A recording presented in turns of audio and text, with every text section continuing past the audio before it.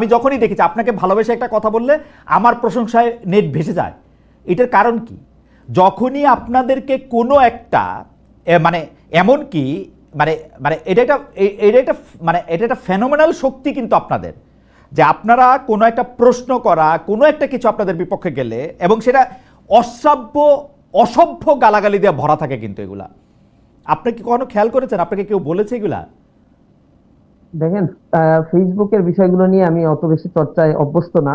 তারপরেও এই জাতীয় কাজগুলো যারা করছে গর্হিত কাজ করছে। আমাদের পক্ষ থেকে এরকম জাতীয় কোনো বাহিনী তৈরি করা হয় না, বা বাহিনী তৈরি করার কোনো প্রশ্নই ওঠে না।